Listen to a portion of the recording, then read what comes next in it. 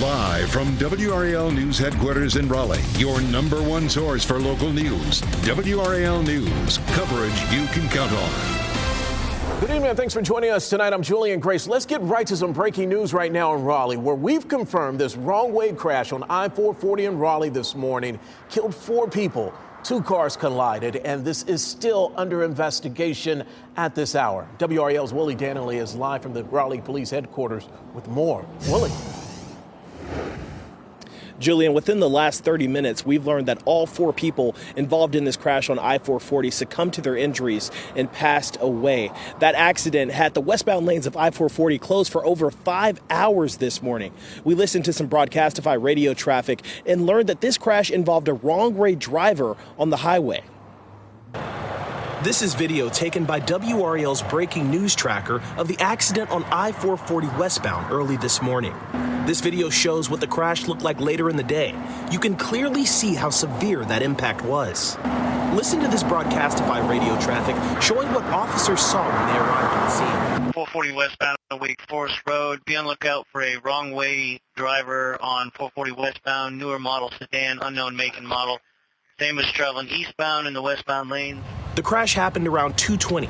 The westbound lanes of I-440 were closed for hours while officers worked to get people out of their vehicles, put out a fire, and administer CPR. Next 2 vehicles, get everybody off the belt line.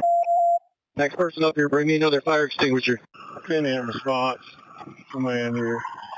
We do have 2 pin. Hopefully 2 code 7 at a pin. We have 2 on CPR right now. That's some intense radio traffic. There's still a lot of questions that are up in the air right now, like how did this crash that killed 4 people unfold? We're working with Raleigh Police to get those answers. We're going to keep you updated both online and on air. In downtown Raleigh, Willie Danley, WRAL News. Hearing the words wrong-way driver and radio traffic is simply terrifying. And seeing those images there. Willie Danley reporting live in Raleigh for us tonight. Thank you. Another frost advisory tonight. Anthony, when can we expect it to dip below freezing, and how long will it last? Julian, we're going to see this here go into effect as we head into tonight and then continue through about 8 to 9 a.m. tomorrow morning. And what we're looking at here across the area, you know, there's a lot of colors on this map. We have a frost advisory outlined in the blue, and then the purple color contour you're seeing right there basically means temperatures will get just a little bit colder than those blue areas for a freeze warning. Plan on near freezing temperatures for us tonight. If you have any plants, let's say out on the patio, if you can bring those in. We're looking at relatively comfortable temperatures for us right now. It's a little bit cool out there, but we go through tonight into tomorrow morning. Keep in mind, this map is going to show temperatures probably 36, 37 or so for most of us. They're taken a couple feet above the ground. So we're looking at temperatures at the surface, Julian, very close to that freezing mark. That could result in some frost formation. Of course, we have Dreamville out there today, and as we head into tomorrow, going to be a very nice day for it. We're going to go more in detail, though, with this coming up in just a few minutes. All right, we need more details. Thanks, Anthony. Well, we are just minutes away from tip-off as NC State fans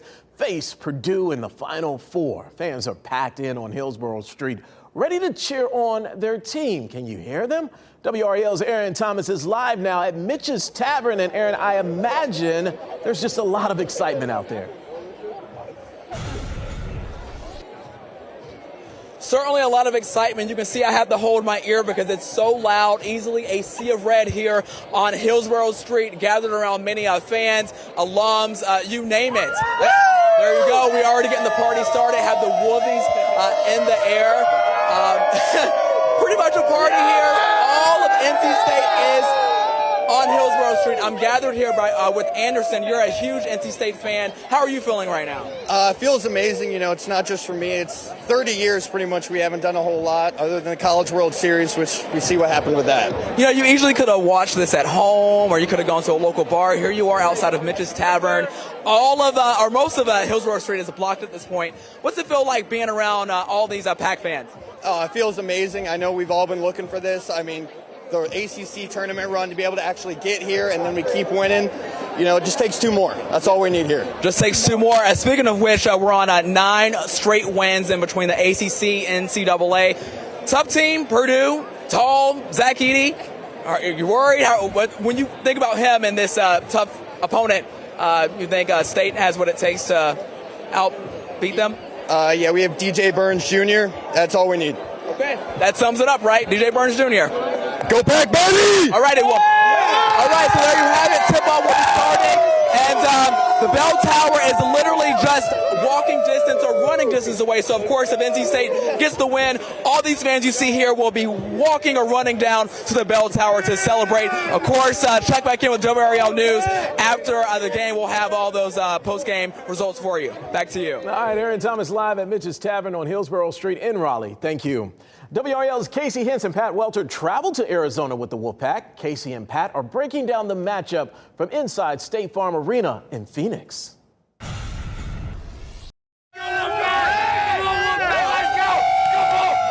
State fans getting the party started early in Phoenix. It is a beautiful day for the Final Four here in Arizona. Pat Welter here with Casey Hintz. And Casey, all week long, Kevin Keats has said they are here to have fun, here to have a good time, embrace the moment, but they're also here to win.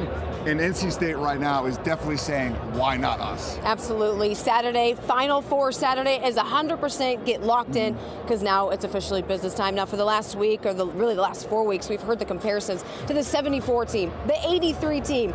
But tonight, this 2024 team has a chance to write its own history, Pat. This is not, in our mind as a team, this is not a fluke. Like, we knew, obviously playing in the ACC, that most of our losses didn't have anything to do with what the other team did, is what we didn't do.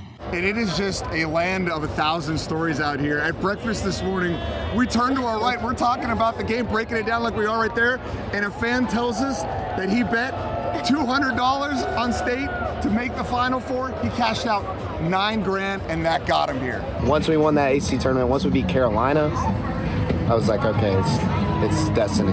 What a start to the legal gambling era in North Carolina. Casey, if you would bet $100 on NC State to win the first game of the ACC tournament and rolled it over until now, you would have $720,000. That is absolutely life-changing money for anyone. What else will be life-changing, of course, though, is getting a chance to play for a national title come Monday night. But it all starts here tonight in just a little bit here in Phoenix, Arizona. Julian.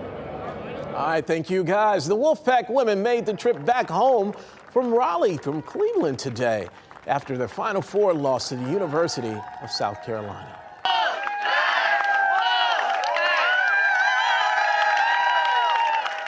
There you hear dozens of fans lining the sidewalks outside of Reynolds Coliseum. They cheered for the women as they got off the bus. The players stopped for hugs, high fives, pictures, and autographs before heading inside. Although the loss was disappointing, fans said they were still proud of how far the Wolfpack women got. They didn't win, but that doesn't mean that they're not winners. We love them. We do love the Wolfpack, and we are proud Wolfpack fans. Go Pack! Given where they started the season unranked and to make the Final Four, it's been quite a run, and just excited and happy for them. Love to see those loyal fans. Now, coming up in sports, we'll hear from women's basketball coach Wes Moore on their return home and what it means to him that his team made it as far as it did. Dreamville is underway in Dix Park right now. WRAL's Carly Haynes is live outside the gates at Dix Park. And Carly, how's everyone doing out there? They're having a lot of fun, Julian. We're right now on Lil Yachty on the main stage. Across it, opposite to that stage, there's another one. So we've been seeing artists switch back and forth, but it is packed inside of there, and it's only expected to get more and more crowded as 50 Cent and SZA come on later in the night. WRAL. From inside the festival here at Dreamville, two things are immediately clear. One, the weather couldn't be better for this year's event. Two, we're looking at record crowds. Tens of thousands of people packing in here, and it's barely even 1 o'clock. Less than an hour after the gates opened, the crowd is dancing, the songs are bumping inside Raleigh's largest music festival. The energy is crazy. Dreamville 2024 is expected to once again attract over 100,000 people for 2 days of music, capped off by headliners like 50 Cent, SZA, and J. Cole. But first, to take the stage Saturday, Domani.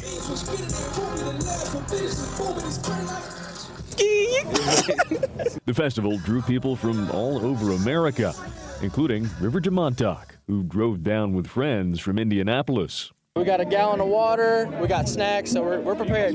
DeMontauk has been to Dreamville the last 3 years. We love the atmosphere here, the people. We've met a lot of good friends here. It's awesome. It's really awesome. It's an experience newcomers Sierra Dask and Miles Miller are chasing. It was all the videos that we saw online, and it's like the vibes out here, they're just unmatched. Festival organizers say they've improved the location of the stages, added better sounds and lights, a bigger and better experience in 2024.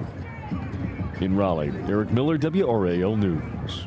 That was Eric Miller. He filed that report, and Carly Haynes is there on the grounds. We will hear from her later tonight. Well, there's a push for diversity in the STEM workforce. How a local group is introducing students with disabilities to careers in science, technology, engineering, and math. Plus, the Powerball jackpot has continued to grow. How much is up for grabs for tonight's drawing on WRAL? And don't forget about this. SNL alum Kristen Wiig joins the Five Timers Club and returns to 8H to host with music guest Ray. You can watch Saturday Night Live on WRAL right after our 11 o'clock news. Here's a live look from Sky 5, and look at that crowd from Dreamville getting bigger and bigger as thousands of fans are out there. What a gorgeous day for the festival.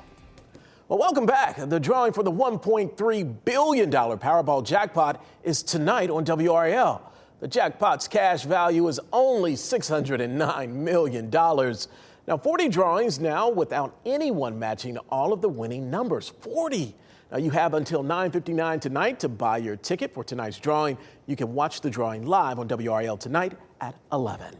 Well, there was a very unique career fair at NC State today. The focus was on students with disabilities who are interested in STEM careers.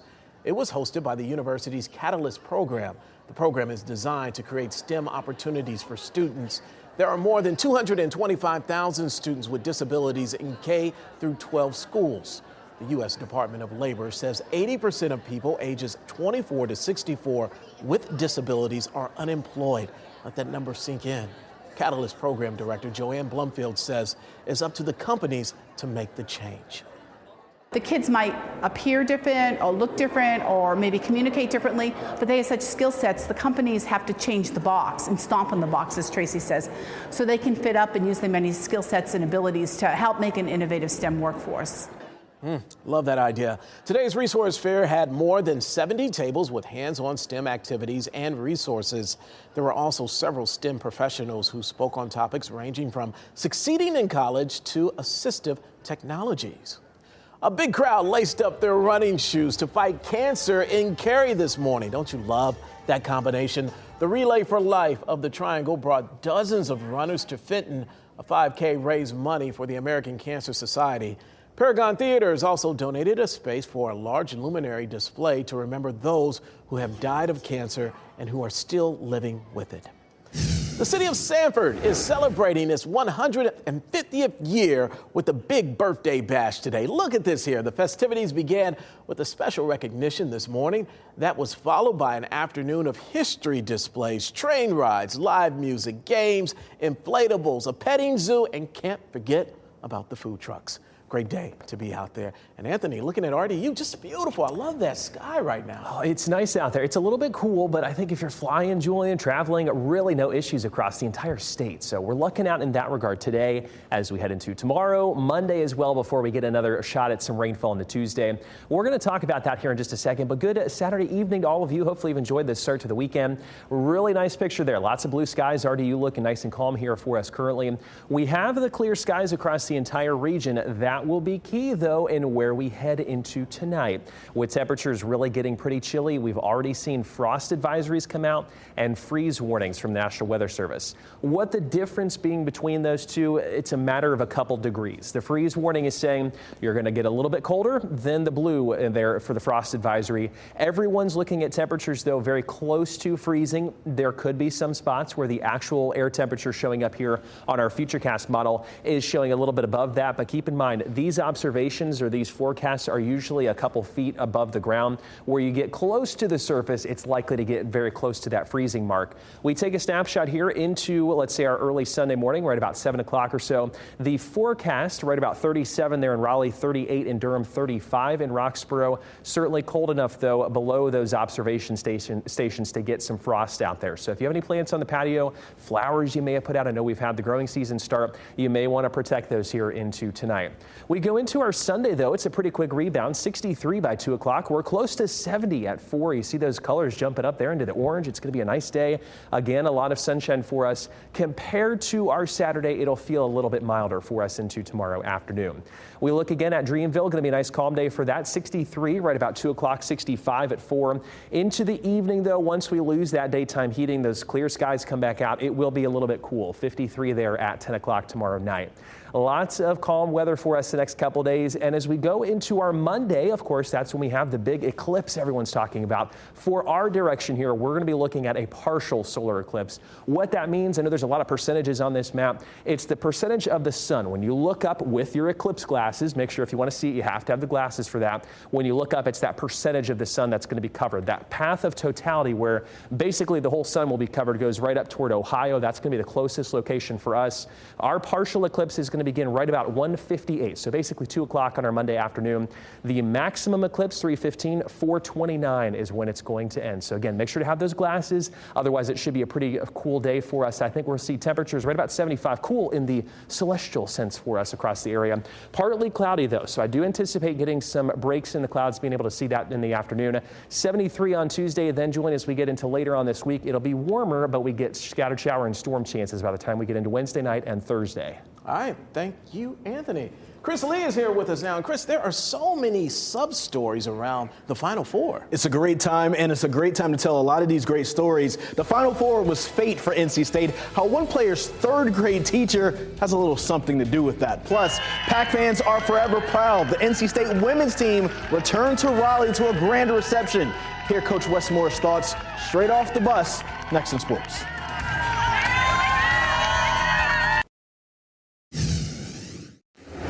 I'd rather not be home. I'd rather still be in Cleveland. But, you know, we had a remarkable run and so proud of them. But, again, kind of a little bit of a crash landing bring us back down. But, you know, again, so proud and so happy everybody coming out. Just really appreciative. NC State women's basketball arrived in Raleigh earlier this afternoon. The Pack were welcomed back by hundreds of fans at Reynolds Coliseum on campus, the same place where these fans cheered them on as they left for the Final Four a few days ago. The Pack lost to South Carolina last night, 78-59, in their first Final Four appearance since 1998. Hey, everybody, welcome to sports. Tonight, we turn our attention to the men's Wolfpack team on their first Final Four trip since 1983. Right now, the Pack are taking on the Purdue Boilermakers, and they are down 7-12. We'll have much more tonight at 10 and 11. WRAL's Casey Hentz and Pat Welter are currently in Phoenix, Arizona for the Final Four. Be sure to tune in tonight at 10 and 11 for their post-game reports as we are following the Wolfpack on their journey to a potential national championship. It might be fate that this team with these players are here in this moment. A teacher from Indianapolis won't be cheering for her in-state Purdue team. She's cheering for NC State. And this tweet right here behind me helps tell that story. I've only tweeted a few tweets. Rod Stewart and Jaden Taylor. NC State guard Jaden Taylor received a special tweet from his third-grade teacher after the Wolfpack advanced to the Final Four. But look a little closer. The tweet is taking a life of its own. It's because it's from Mrs. Wolf. Maybe that was meant to be, right? Well, tell Jaden it's all my fault. It's my fault he's where he's at. Taylor is a native of Indianapolis and transferred to NC State in the offseason. His three-point shot and long defensive stance has been a big boost for the Wolfpack off the bench. We've not had this. I mean, I hope they pull it off. They've got, and here I'm an Indiana person, but Jaden better go out there and beat Purdue. Mrs. Wolf says she remembers how great of a student Taylor was in third grade and how he always said he'd become a pro basketball player. When you say Jaden Taylor, you think basketball. From third grade. He had the basketball style. He wore the wore the Air Jordan shirts, the pro basketball jerseys. Now Mrs. Wolf uses Taylor as an example to her current students on how far hard work can get you. Tonight, she's cheering for Taylor and the Wolfpack, and she has high hopes for his individual performance. I have a prediction that Jaden Taylor is going to make 14 three-pointers. That is a big-time prediction. UNC's Vince Carter was a high flyer and a rim rocker in college, and now he'll forever be enshrined. Carter will be inducted into the Naismith Basketball Hall of Fame in the class of 2024. Carter's time at Chapel Hill spanned from 1995 until 98, and he helped to lead the Heels to a Final Four appearance in 97 and 98. He led the conference in field goal shooting percentage as a junior. But Carter won't be the only Tar Heel enshrined this August. Walter Davis, Coach Hubert Davis's uncle, will be posthumously enshrined. He played for the Heels from 1973 until 77, and he scored over 1,800 points in his tenure in Chapel Hill. Carter and Davis are the 9th and 10th players who played under Dean Smith to be inducted into the Naismith Hall of Fame. There's some more UNC news. R.J. Davis on this year's team has won the Jerry West Award for the best shooting guard in the country. So a lot of Tar Heel news on the same day that NC State is trying to make it to the championship game. Yeah, and love that Jaden Taylor story. His grandfather was actually my pastor in Indianapolis. Wow. As a kid. Wow, Yeah, good to know. Story. Love that. All right, thank you, and thank you for joining us tonight. We'll see you later tonight. Have a good night and enjoy the game.